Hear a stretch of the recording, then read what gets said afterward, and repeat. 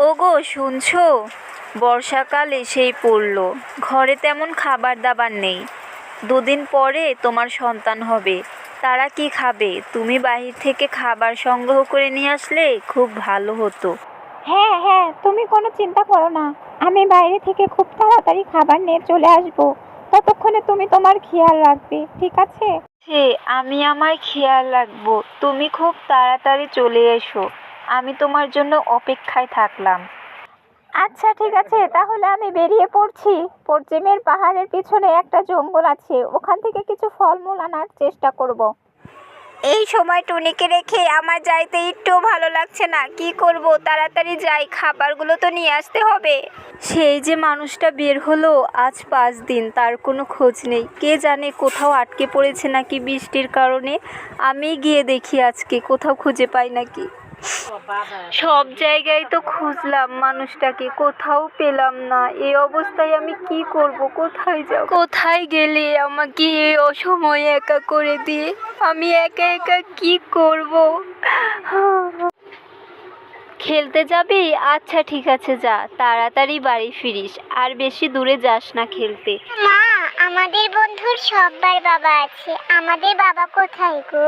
তুমি তো কখনোই বাবার কথা বলো না। হ্যাঁ মা, বোন তো ঠিকই বলেছে, তুমি তো একটা বিয়ে করলেও পারো। এভাবে আমরা কতদিন বাবার আদর ছাড়া থাকবো বলো?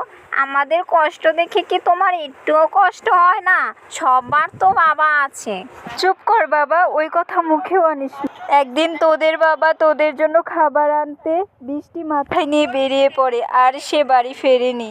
আমি জানিও না সে বেঁচে আছে নাকি মরে গেছে। সেই দিনের পর থেকে আমি তোদের নিয়ে একাই বেঁচে আছি, কিন্তু কখনোই বিয়ে করিনি। যা বাবা, এগুলা না বলে খেলতে যা, আমি তোদের জন্য রান্না করি। তুই যতই বলিস ভাই, মার সাথে এভাবে কথা বলা তোর উচিত হয়নি। মা কত কষ্ট পেল। তাছাড়া বাবা না থাকলেও মা কখনোই আমাদের বাবার আদর বুঝতে দিয়েছে বল? হ্যাঁ রে বোন, আমি জানি মা কষ্ট পেয়েছে, কিন্তু আমি মাকে ইচ্ছা করেই বলেছি। দেখ, আমাদের দুজনকে মানুষ করতে মা কত কষ্ট করে একা একা। এই জন্যই তো বলেছি বিয়ে করতে। তুই তো ঠিক বলেছিস, আমি তো এটা আগে ভাবিনি রে। চল আমরা মাকে বিয়ে দেব তাহলে। ইয়ে, কি মজা! ডিঙ্কা চিকুম ডিঙ্কা চিকুম ডিঙ্কা চিকুম ডিঙ্কা চিকুম ডিঙ্কা চিকুম ডিঙ্কা চিকুম। ঘুমিয়ে পড় তোরা সবাই, অনেক রাত হয়েছে। আমি আর এভাবে পারছি না ছেলে পেলেকে কষ্ট দিতে। তুমি সেই যে গেলে আর ফিরে এলে না, তুমি কোথায়? তাড়াতাড়ি ফিরে আসো। কতদিন হয়ে গেল আমি আমার টুনিকে দেখি না, না জানি কেমন আছে টুনি। তাড়াতাড়ি বাড়ি যাই। হ্যাঁ গো, কোথায় ছিলে তুমি এতদিন? 3 মাস যাবৎ তোমার কোনো খোঁজ নেই। আমি কত জায়গায় তোমাকে খুঁজেছি, আমি তো ভয় পেয়ে গিয়েছিলাম তোমার কিছু একটা হয়ে গেছে ভেবে। সে অনেক কথা। সেই দিন আমি খাবার নিয়ে বাড়ি ফিরছিলাম, তখন জিল্লু ভাই আমাকে বন্দি করে পাহাড়ের গুহায় রেখে দিয়েছিল। আজ আমি সুযোগ পেয়ে পালিয়ে চলে এসেছি। ও